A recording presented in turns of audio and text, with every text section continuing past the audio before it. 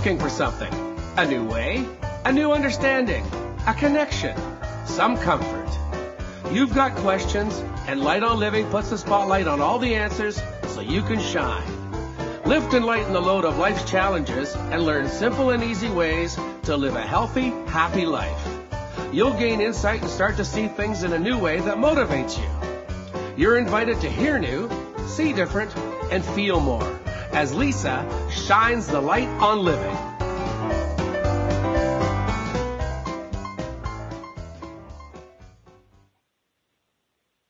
Welcome, everyone. Hello, and welcome to Light on Living. I'm your host, Lisa Berry, and we are here, why? To give you reasons to feel better. And as we always say, it's not about feeling your most, incredible self all the time, or you're picking yourself right from the very bottom up, but it's just about feeling a little better, just step by step and going through the process. And so today, I have this wonderful, just almost like, I feel like the word mystical is coming to mind. Mystical author of The Perfect Practice. And her name is Mary S. Corning.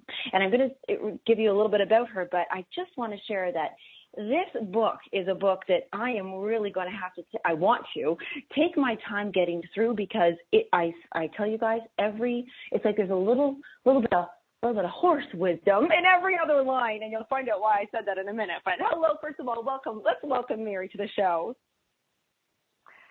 Hi, Lisa. Hey, hello. Oh, I feel like today I'm going on a horse ride today. I feel like a journey right now started. Oh, fabulous. There's nothing better than a good journey. Yes, exactly. Well, everybody, I would like to share a little bit about Mary, and then we're just going to go dive right in here. But Mary Corning changes lives by defining the transformative power of pain. As a mentor, speaker, consultant, and writer, she clearly and compassionately models this process through her messages and stories. Mary extends her philosophy into the world of horses, where both people and horses benefit from realizing a different way to interpret challenge. We can get a hold of Mary. We'll tell you where, but it is maryscorning.com, and her book again is The Perfect Practice. And this is it's really you've got so much going on, but you really used horses and their behavior and their lives and how they react in the world, and you saw that something special in horses to be able to allow you to get through and transform pain. Well, that's true, but I think even more so, horses showed me something special in me. Oh. That was really, that's how it kind of came full circle, because loving horses was completely natural for me. Even before I ever had a horse, I always loved horses. It was just in my blood, so to speak. But I was raised in the city, so I wasn't really able to connect on a physical level until I was about 22. But when I did, I realized they had the world to offer me. And so I've spent my life really wanting to give back to them for the incredible wealth of wisdom that they've taught me. Oh, that sounds like such a gratitude, filled heart way of living things. And actually, everybody, the subtitle, of the book, The Perfect Practice, is A Philosophy for Living an Authentic and Transparent Life. And you just reminded me to, of course, share that line, because when you said that the horses saw you, and that's really, we are transparent to them, aren't we? Like, they see everything. Yes, they do. And they mirror it back in a way that if we're willing to listen, we can really improve everything about ourselves, because horses, they are like a mirror. They will rise or fall with the human. So they'll be as good as we are willing to be, and they'll compromise themselves as, we do often. So it's a very interesting journey to be able to explore how far can we go with it, and it's just been a lifelong, fabulous ride for me. Yes, and you're still going, which is good. That brings a question to mind here about horses, like horse therapy, equine therapy, counseling, yoga horse. It's coming up now. Everybody knows this. It's no surprise. I am like a crazy cat lover. I have my kitties, and they heal me so much. Is there a difference between other animals and horses?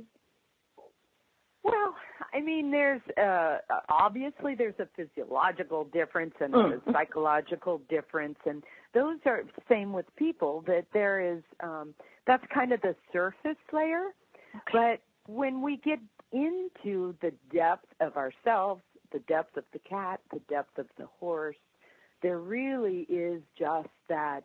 It's not just, but the all-encompassing that. Nature is a good word for it. That nature that is not man-made, that is not judgmental, that is not even dualistic, not good or bad or right or wrong. And really that's what I learned to live through the work I had with the horses, because I could see that when I didn't judge them for being right or wrong, I had so much more effectiveness in my relationship with them. So that doesn't mean that I let them, I mean, if your cat is going to scratch you, you probably are going to intercept that and direct it into a positive thing. And certainly if 1,000 pounds of self-preservation is thinking they might want to run over the top of me, I'll probably have to create a change. But I don't judge them. And so that is what's the nature under it all. And it's in every living sentient being. It's in everything. And so with horses, they're so big and powerful. And sometimes for a lot of people, they can be pretty intimidating. And so when we're able to look at them in that depth, it's just magic. It really is. There's that word, see, magical. There's something that you are exuding magic too, and even through your words in the book. When you said something, I love that you said that effective. I have to go back there. Hold on a second. Okay, yes. That is, you just hit on something that's personally amazing. I just witnessed this everywhere, and I would say when there's less judgment, we can be more effective. But you actually use effective and what is more effective and what is less effective. There's a line that you have, and I'm trying to remember what it is. Do you remember what? Oh, yeah. It's if this is the one, I kind of weave that in all over, but it is not about right or wrong. It's about being effective or ineffective. Yes. And when we can take that judgment, and really that is the kind of the work of what Perfect Practice is offering, and what has really helped me to live and continue to grow really exponentially in this practice, is because of that, is that if we are concerned about being wrong, everything changes. We don't take risks. We're afraid of failure. Our relationships aren't good, and the bottom line is we become inauthentic. We're not, if we're worried about being wrong, we're going to shapeshift so somebody will think we're right, but we have this barometer within us that is perfect. I mean, it operates perfectly because inside of us, we know when there's a flow. We know, I mean, there's nothing more beautiful to me than a horse that is what my teacher would call turned loose, a horse that is moving for the sheer joy of moving. And when a rider gets on, that can intercept that and really change it. And so I've spent my life wanting to be able to find that place of acceptance, I suppose. Mm-hmm. And it's amazing how life and the horse fills in when we do that. Oh, I like that. When life fills in, that feels beautiful too, and it fills in with that good feeling, not the bad feeling. You talk a lot about pain and shifting pain into purpose, and let us stuff about pain, how you I'm almost looking forward to the next time I'm experiencing pain because wow, that's evolution there. Atta girl. See, and when they say that you're a coach and it can be done virtually, see, there you go. There's proof. Yay, wonderful. I love success stories. Yes, and that is so true. If you could just share a bit about that, because when people right now, they are like, everybody's got, like what right now, physical pain, heart pain, intentional pain, like my life purpose pain. Wow, how can we, if we were to like just to give them a little bit of, okay, we can do this, you can do this. Yes. Well, first of all, the first step is to work on the pain about pain. Ooh. Is to be able to understand that, duality is part of this world of form. We have night and day and north and south and hot and cold. And so we're going to feel good and we're going to feel bad. That's as long as we're traveling on this earth, we're going to have these opposites. It's how our mind works. It's how we label things. And I would say it's not a bad thing. It is simply contrast. And that contrast to me, and this is kind of the punchline for how to turn pain into purpose, that contrast points us in a direction that we will be free, that we will, because if without the contrast, what would be our guide? And we're obviously, everything here is growing. Everything you see is changing. Nothing stays the same. So it's really important. That's one of the most important points you can bring up, because if we're masking, denying, running away, escaping from our pain, which is what the kind of human race has done for up to now, and I think it is changing. If we're doing that, then we're literally hiding from our answers. Oh my gosh. Yes. So that's why I love that you say, I'm looking forward to it. And, it's like inviting Mara to tea. It's the willingness that is also a super big part of what I offer in the words in perfect practice is it has to come from the willingness. If I'm working with a horse and he's 1,000 pounds and I've got this little rope and I'm standing in the middle of the pen and I have an idea of what I want him to do. Well, really, I mean, let's understand. The only reason he's going to do it if it's his idea, I mean, it may be through force, it may be through fear, but willingness is what turns a horse loose. It's what turns me loose. It's what wrote the book. I wouldn't have put pen to page if I wasn't willing to put it out there. And, and that's the beauty of it. It really is the willingness to grow. So pain to purpose, and you're absolutely right. If I can add one more little point, that you mentioned there's physical pain and heart pain, and I talk about psychological pain, which is pain we didn't even realize we adopted when we were young. We took on pain when we were young and we didn't even realize it. So that's operating back there behind the scenes. And then our body is really neutral. And then it follows the mind. It says, oh my gosh, there's stress. And when you feel stressed, everything tightens, your muscles, and I know my jaw clenches and my breathing slows down and speeds up. Same with a horse. Their heads go up, and when their heads are up, they can't breathe. They can't breathe. And they don't swallow. They can get these pockets of saliva. It's just it's so obvious. So when we're able to stop, be willing to look, what is this telling me? If I feel bad, I want to look for what it is that I want to learn from that pain. Maybe it's a lifestyle change. Maybe it's a psychological change. Maybe I have to look at my historical pain. Maybe it's an emotional change. Maybe I'm checking out and what I call, kicking Mary to the curb, where I'm leaving her, and I'm not feeling compassion and understanding for her pain. And I don't mean to speak in third person, but I kind of do mean to speak in third person.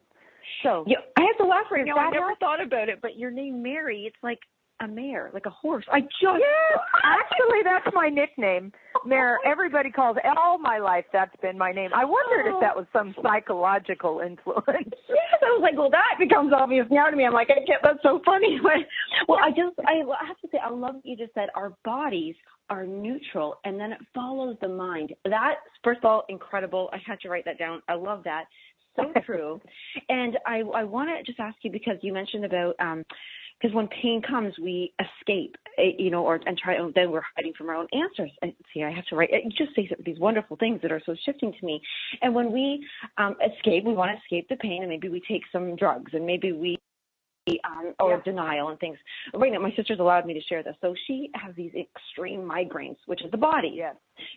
But because she's following mine. Now, she's going to be going to a horse therapy retreat weekend. I'm so excited for this. That's fabulous. So because she has been escaping, and not like she's just trying to escape the pain. She's looking for comfort. And now she's doing this. But in a horse's world, or how can the horse help? How am I going to do this? How does the horse itself, when you are witnessing it and it's obvious, how are they trying to escape, and how do they come to an answer? Yeah. Wow.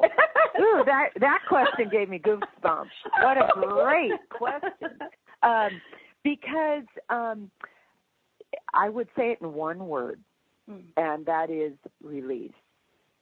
So I'm going to use an example. If a horse is tied to a post and something scares him, and he pulls back on the rope, but he's tied to the post. This is a metaphor for life, by the way. I don't have to tell you that, but and he pulls back on the rope, and he pulls, and finally that rope snaps, or the snap breaks, and he flies backwards. He will remember what happened right before he got the release. And he will go to that amount of pressure because the horses are brilliant in this. This is like their absolute gift, is they remember what happened right before what happened. So right before the release, the thing that happened is what they'll do again. Now, unfortunately, they don't have that discernment to understand, wow, I flipped over backwards, and and that wasn't a good thing. But they will they are able to keep, so in the release, and this is the same with people, that when we're kids, and let's say we throw a temper tantrum, and everybody just starts saying, "Oh, it's okay," and then we get love. Yeah. That will be a release, and we'll remember that temper tantrum is what gave the release. Or if we come home and we had a terrible day and we're all frustrated with, our coworkers or our boss or somebody cut us off in traffic, and we have a glass of wine, we say, "Oh, there." And then that's how habits are built. And it's no different with horses. So we have to be aware of, that's what I call a coping device. We all an addiction is a coping device gone south. And when I say gone south, I mean gone unconscious. I didn't know. I thought you were going to say gone bad or wrong or whatever that word is. But you mean gone south is like that. It's now we can't hear it because it's being so hidden. Yeah. Oh my gosh. Yeah. Is there a difference between soothing and coping? Oh, wow, you're full of great. I love this. Well, and I'll have to steal my favorite quote from one of the greatest horsemen in the world.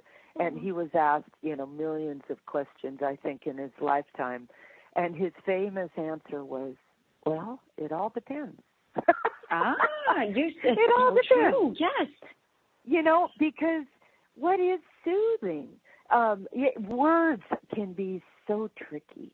Because I really found that out in I forget how many thousands of words are in the book. But, words have different meanings to different people. Yeah. So, but I'll answer from my own perspective. And soothing to me is something that might be more natural. It might be a cool breeze. It might be a kind word. It might be compassion. And coping to me is more intellectual. It's like, oh, God, I got to get through this.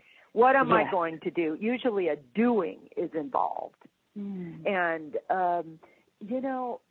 I think that our doings really mislead us. I think that's part of the escape. I could feel that. And it's funny because yesterday I thought, if I don't want to just cope anymore, I really need to be, soothing some situations and stuff for myself. And it really was, honestly, it was like the least amount of doing I've ever done. Beautiful. And I think another thing is that soothing may be in the moment and coping may be in the future.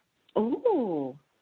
Like you might think, maybe I should do things differently. But that's not right now. Right. And, soothing is like, oh, thank goodness I can relax. Yes. It's that relief, release, everything. Yes.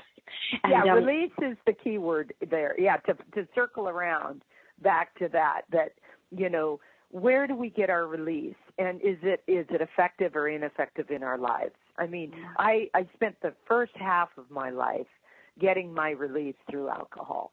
And I learned a lot about escape. I'm an expert, on escape. I did it all half my life. And let me just tell you, I have lived both sides now almost equally in time. And it's so much better to be able to stay conscious and say, what is it that I am here to learn? What is it that I'm here to grow into? Like how you said that, to stay conscious, to ask these questions, because we're going to be awake, and then here we are. And I don't know if I was able to share in that little bio, the little thing there, that you live in the mountains in Oregon. I said, yes, I did. Well,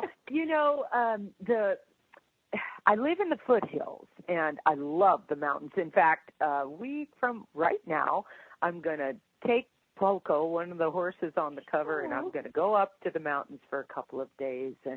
And even though I live in this wonderful canyon and I have trees and it's a beautiful place, it's still pretty close to town. Well, it takes me 20 minutes to get to town. The mountains are just, they are a place that I go and I remember who I am, just like the horse. And the horse, does the horse go, because you said the horses are magical and amazing in remembering things.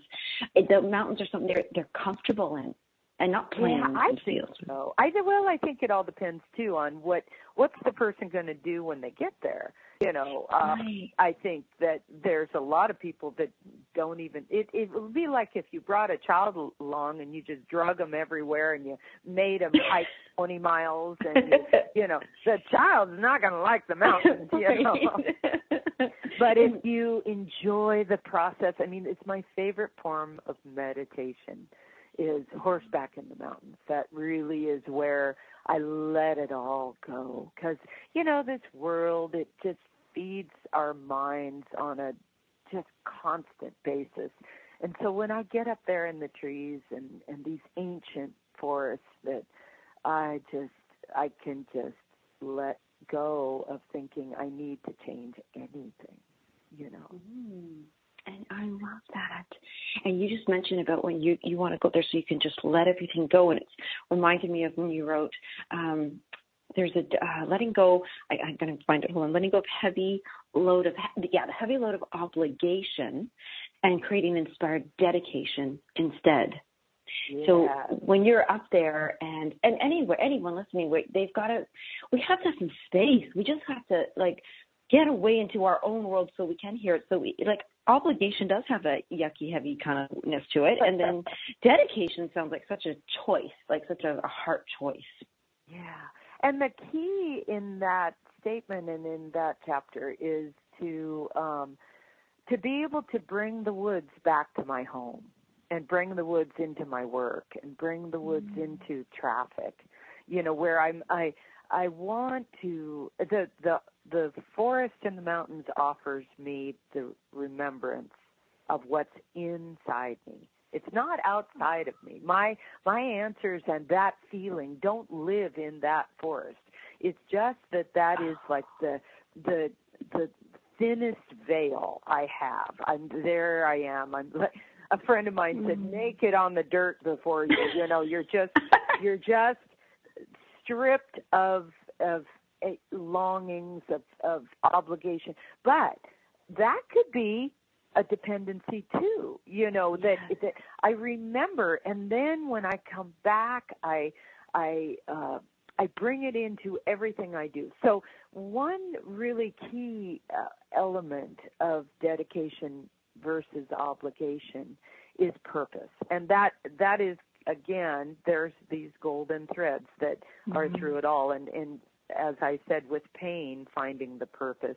It is also with dedication and obligation, because sometimes we say yes to things that really maybe we think we don't want to do them, but we're trying to please somebody, or we want to be all things to all people. But in that, really, there's no selfless act, because when we want to please people, it's because that feeds us. We want to. And speaking of feeding, because we're going to end up, they're going to put me in commercial, and it's like everybody's got to come back right away after these commercials, because this is a type of conversation on purpose that we all need to hear. If anybody is struggling through anything and wants transformation, you've got to come back and listen to Mary S. Corning as we talk about the perfect practice and purpose. 2 minutes, everyone.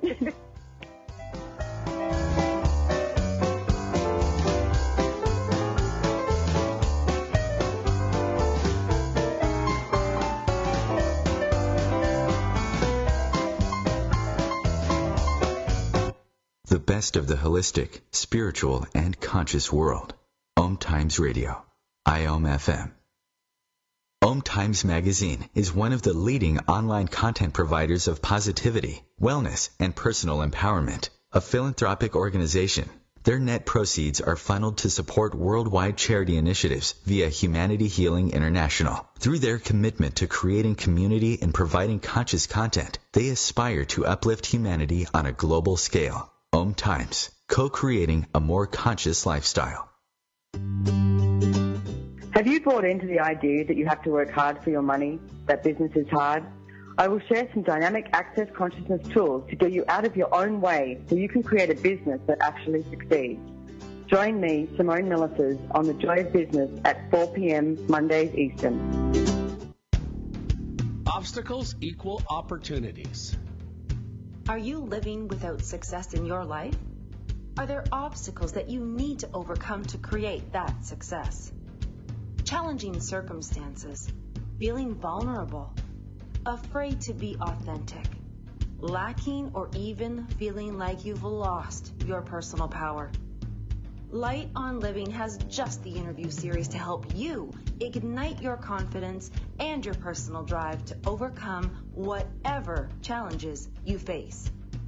Join us every Monday in July to learn how these entrepreneurs overcame damaging business experiences, financial ruin, and personal hardships as they show you how to move forward with poise, grace, and insight. So get your copy of Obstacles Equal Opportunities Volume 2, The Enlightened Journey, and join us as we go live with these empowered authors.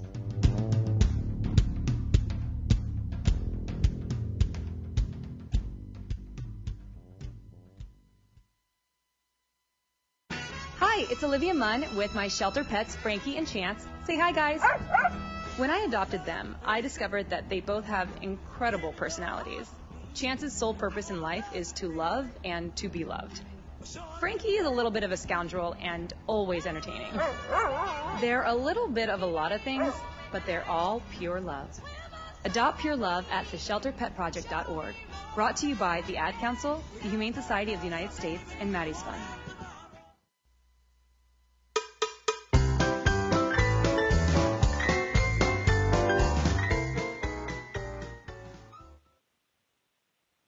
Oh, welcome back, everyone. You're listening to Light on Living here with Lisa Berry, and I have just a lovely guest, Mary Corning, and there's an S in there, Mariette Corning, who has written a book. Well, it's beyond a book. It's like more of like a workbook. It's a book. It's everything. Perfect Practice, and it's a philosophy for living an authentic and transparent life. And Mary, when at first I read that, I thought, that sounds great. I want to do that, but then I think I love what we were talking about just before, like the purpose. And I think, okay, well, why does anyone want to live an authentic and transparent life? What is the purpose of that? What do you think? That's great. Yeah, right. Really, because in this day and age, there's so much performance. There's so much. Look at social media in different ways. I love how you are authentic on this show, and you laugh and you tell personal stories, and it's heartwarming, and that's how we connect with each other. And so I can really understand why it's kind of scary, or people can feel fear to be transparent. And I'll tell you a short story about how I realized the importance of it. When I was a little girl, my father moved out of the country, and my parents got divorced.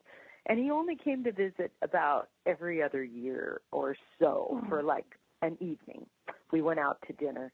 And speaking of coping devices, I began to try to be the daughter I thought he wanted me to be during that 4 hours. And it was amplified, and it was so strong in me. I was like 5 and 7 and 10 years old, So it was totally unconscious, but I wanted his approval so desperately.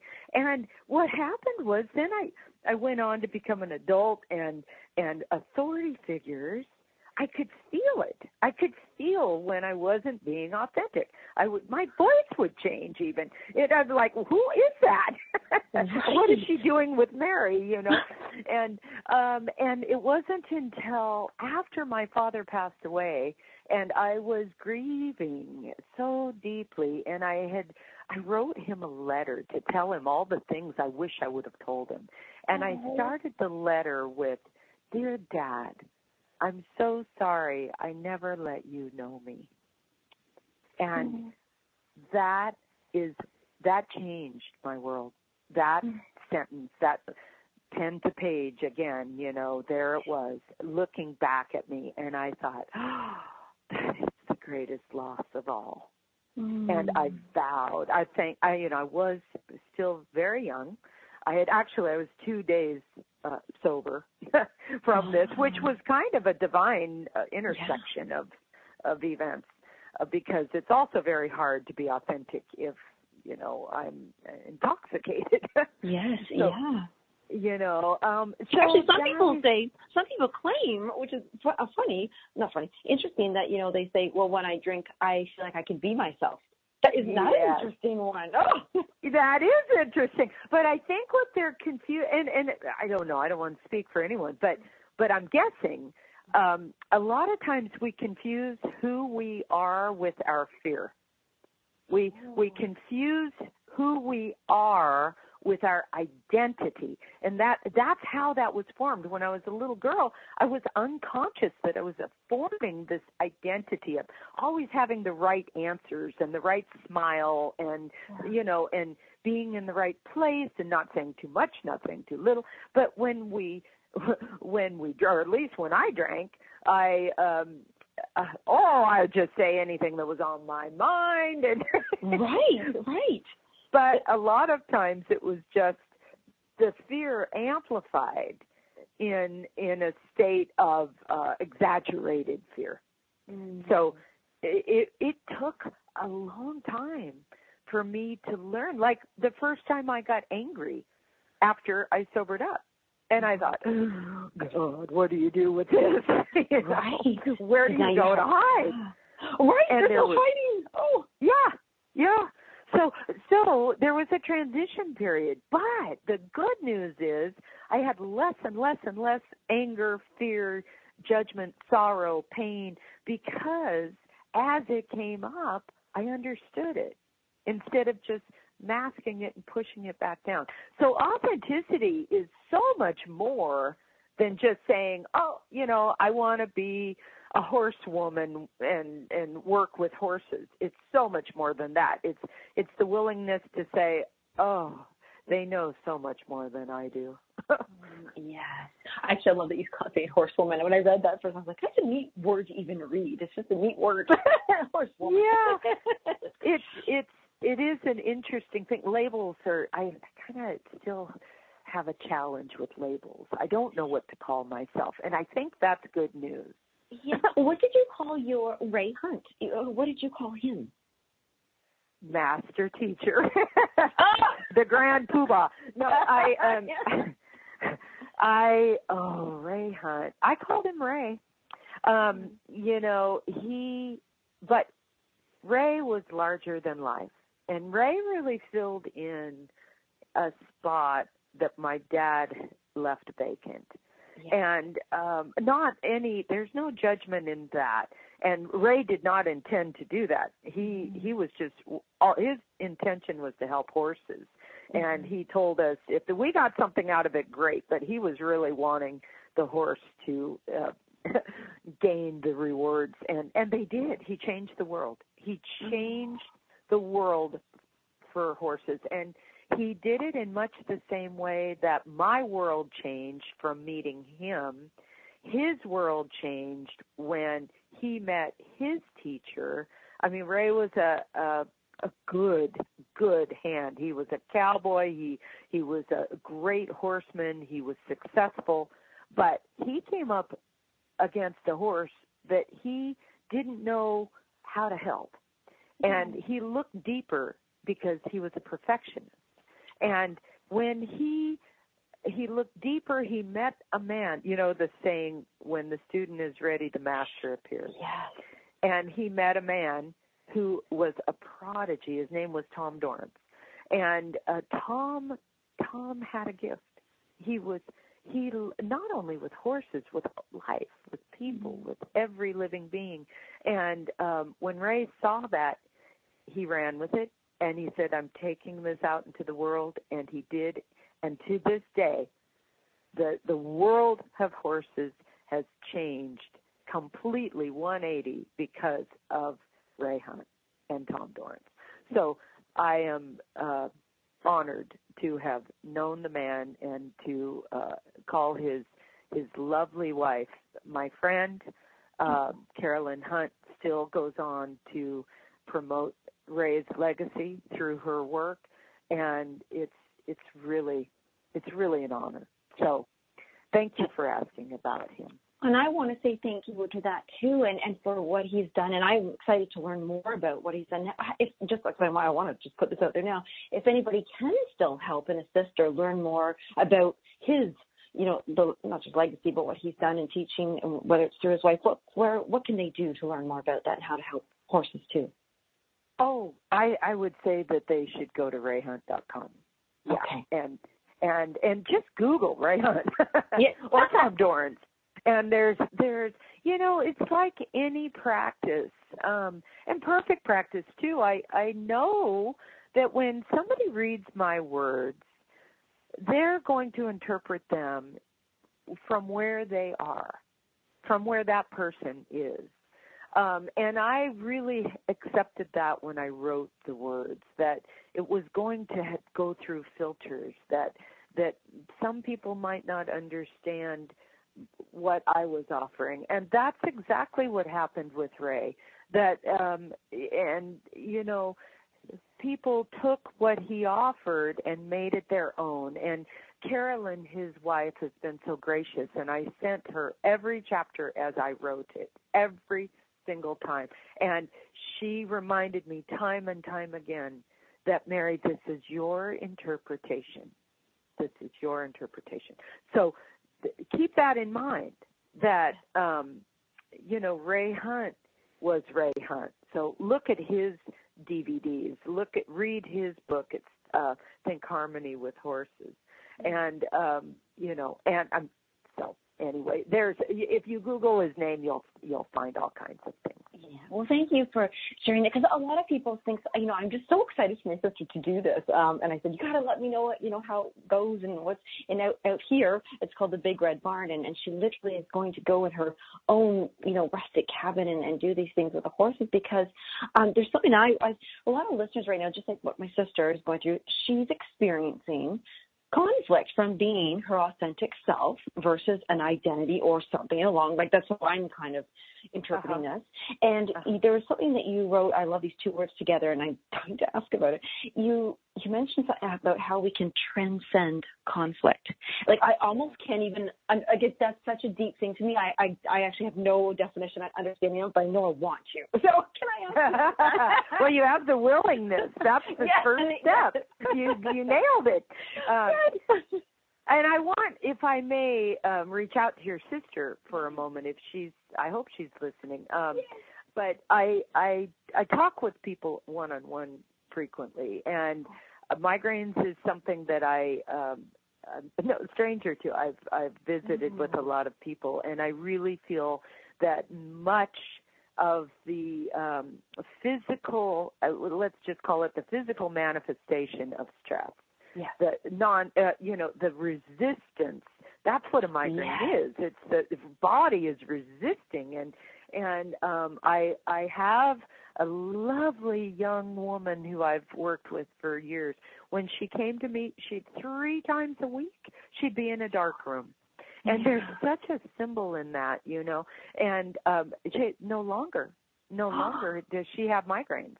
And so what changed? She didn't take a drug. She didn't, she worked through her. And I'm not saying, I don't want to put this as a blanket statement and disregard, getting medical treatment. I think that's important.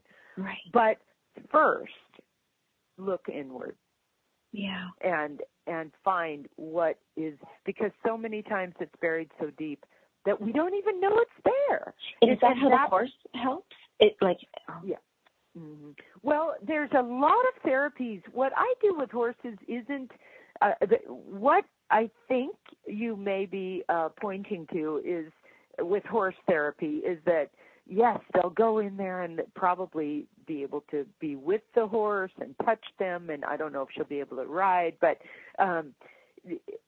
there will be kind of a magical connection, especially if the horses are already therapy horses. Yeah.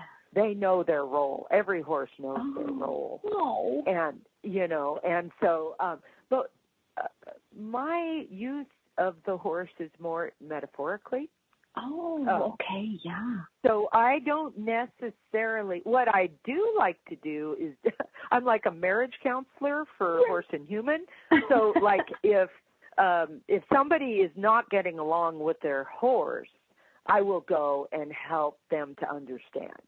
So that's kind of the realm that I work in. So my therapy work is not necessarily what is becoming popular, but I'm thrilled that it's becoming popular. Yes, well, that's why you're able to have clients from anywhere, literally. They don't have to come and be with the horses with you. They can use, and I have to say, when you said you use them as a metaphor, of course I did this, you talked about the hind quarter, and I was like, okay, wait, I'm imagining this, and I'm imagining, the horse in their hind quarter, and they're standing. You said they're either in one position for getting ready to escape, or they're, and this is, and so I started watching my Cats Extra. Of course, they're like, oh my God, I'm staring at us even more. Wonderful. But so that's interesting. Fabulous. And just so and so just this morning, one of the neighbor's dog, which is a husky, kind of got out again and was in my yard, but I couldn't see. But I looked at the kitties and I went, they're in a very precarious little new position.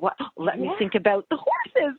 And you know what? So I was like, I better go down because I didn't want to ignore it. And sure enough, there was the husky was just standing there staring at them, and they were kind of looking at them. But your analogy, just taking that one little thing of body positioning, right, was and so we helpful do it too. Yes. You know, we do it. We take on defensive stances, or we have habits, and so does the inner body. So that's the migraine. Oh. That's the back pain, the neck pain, the joint pain, the fibromyalgia, the blood disease, everything. Because, I mean, really, if you just feel, and have the most beautiful thought you can have and feel your body, and then have like I just want to kind of get out there and attack, and that person, they were so wrong, or maybe it's a political idea or a religious idea, and feel your body, and it's done deal. You'll see it, you'll notice it, and that makes my point. And so the body, that's where I said the body is taking its lead from the mind. If it is, and here's an important line from the book. I don't know if I'd quote myself on this because if it's accurate, but it is fear. The fear response is meant to be temporary. Yeah. That's so powerful but then we get in the habit of fear. And so then the body, the flight response is just, gotta go, and then it's over. If a horse runs away, it only runs so far and it stops. Right. It doesn't keep running. Right. But we do. Yes. I actually circled habit of fear, and I'm so glad you brought that up because I did want you to touch on that because, sometimes if you stop to ask them, like, what are you afraid of? We kind of forget we've been afraid since we were maybe little kids, and we're whatever age now, and we're like, gosh, I don't know, but it's comfortable. Like, it's familiar. Yeah, familiar. Yeah. Yes. And a lot of times that's in my work, I see it. I simplify it for people because people need simple. They don't need complicated. Mm-hmm. The mind, the identity wants it complicated, but we really need simple, So I narrow it down to two elements to understand. One is fear and one is love. Or you could call it, if those are too big a booze, as Tom would say, too troubling of words, you could call it resistance or non-resistance. That's kind of generic. Yeah. And so many times in my own life and in the lives of people that I am fortunate enough to visit with, we don't even know where it came from. We don't. Yeah. I used to be afraid of snakes. It was my father's fear. It wasn't my fear. Yeah. And I have these. What if somebody doesn't like me or something? That came from that little girl of approval seeking so long ago. And when I look in the mirror, I say, I'm not that little girl anymore. I can see clearly that I am now a woman. Where is she? But it's there. It's there. It's the habit. And a habit, here's a lesson for you. Try to brush your teeth with the opposite hand. That's what I tell everybody. Oh, my gosh. I actually have tried that. That's not pretty. Yeah, it's not pretty. Exactly. And even if you put your whole mind into it, within a couple of days, you pick up the toothbrush, you're half asleep, and you're brushing, and you're like, I'm back to my habit. You don't even realize it, And so same with, especially even more so than physical habit, is emotional habit. We're in the habit of fear because fear is survival. We think we have to fear to survive, but we don't. One really classic line that I feel kind of weird saying I really like this line in my book, but it was that I knew I wanted peace, but I was still of the mindset that I had to fight to get it. and you actually just touched, I swear you're reading my notes, but I know you're not. Oh, how convenient. Yes, because I wrote down that you've written, you're either surviving or you're learning. And now I just changed it to listening, by the way. But yeah, exactly. So surviving, what you just said, like you like to fight for it, and that's, got to claw your way. And it's like, I have to fight to get peace. It doesn't make sense. So what we have to do is listen. And on that you led beautifully into this. He said, I feel kind of weird about saying this next thing. And I was going to say, yes, you'll be happy, because the final thing I wanted to ask about was, you said that horses, they soak in their accomplishments. Mm-hmm. And I just felt, like we should all do that so much more. And I was like, yes, you say that you like that line. Let's soak in that accomplishment. Yeah. We call it, in horses, we call it counting the good strides. Oh. And, when we will pay attention, really, with the willingness of awareness, to pay attention to what are the successes because we think of success as this pie in the sky, and it's the carrot at the end of the stick. We never achieve it. Yeah. But if, for instance, taking a risk, if you're afraid of taking a risk and you say, okay, I just want to look at this fear, right there you have a success. Yeah. Right there. Just the willingness to look. You don't even have to step out of your door. You can just have a success. And then you can take it to the next step. Well, what would it look like if I change this? Mm-hmm. There's another one. So you count the good strides and soak in that, because what we practice is what we live. That's why I named the book Perfect Practice. Mm-hmm. Because if we practice fear, we're good at fear. And that's really what the planet is asking for. Yeah.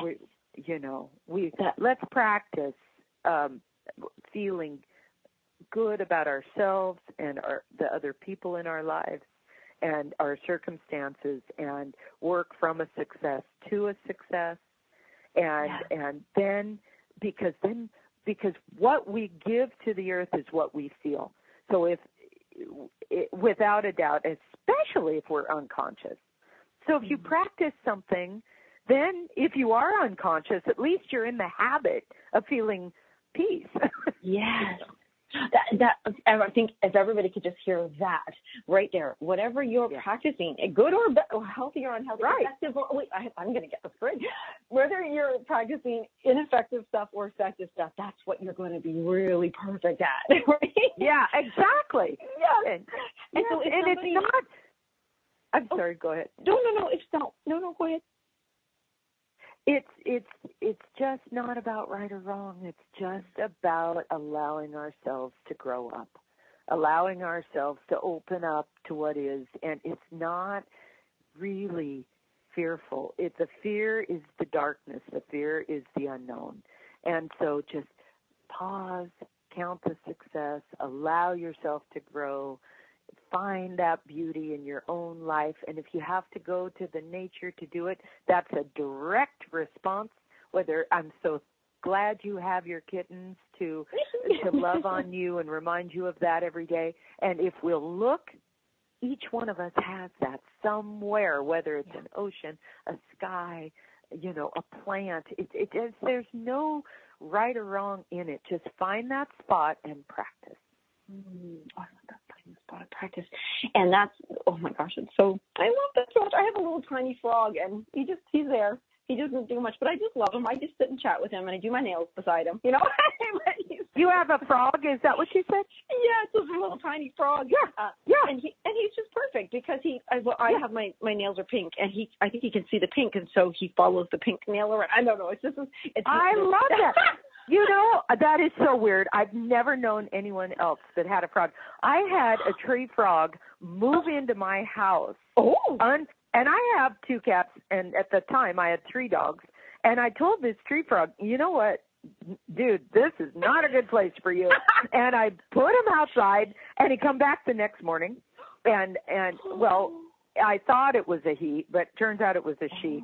But anyway, so the third time I said, if you want to live here, okay, fine, but you're taking your own risk. I'm not going to fill in, Taking the risk. That's right. He lived 4 years, hibernated 3 winters, lived 4 years And I loved that little tree frog. So I think that's so cool. I've never known anyone else that had a frog. And I love that you let that little girl frog do that. Thank you for that.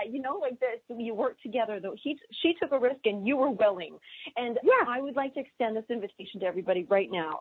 Please open up your hearts to be willing to look, to get through all these things, but reach out to, first of all, get her book. You have to get the book. So Perfect Practice by Mary S. Corning. And please visit her on you can Google her, but it's maryscorning.com as well.